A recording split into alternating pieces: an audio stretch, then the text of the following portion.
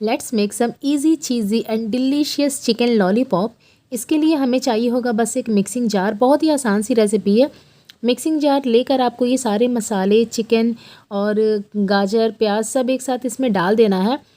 Bread slice भी हम इसी में तोड़ के डाल देंगे और इसके बाद हमें इसे ब्लेंड कर लेना है। ब्लेंड करने के बाद हम इसे निकाल लेंगे एक बोल में और इसके बाद इसमें जाएगा मैगी मसाला या मैजिक और कॉर्नफ्लावर।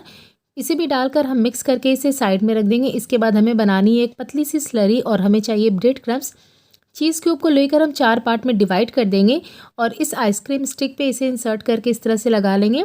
हाथों पे लगाएंगे तेल और इसे इस तरह से फैला के इसे शेप दे देंगे हम, जैसा कि आप देख रहे हैं वीडियो में। इसी तरह से बना के हम इसे पहले डिप करेंगे स्लरी में। इसके बाद हम इसे कोट कर देंगे ब्रेड क्रम्ब से और इस स्टेप को आपको 2 बार करना है, जिससे कि अच्छी सी क्रिस्पी सी कोटिंग आएगी इसके ऊपर। तो आप भी इसे इस रमज़ान में ट्राई करें और ये मेरा न्यू चैनल है तो इसे ढेर सारा प्यार और सपोर्ट दें।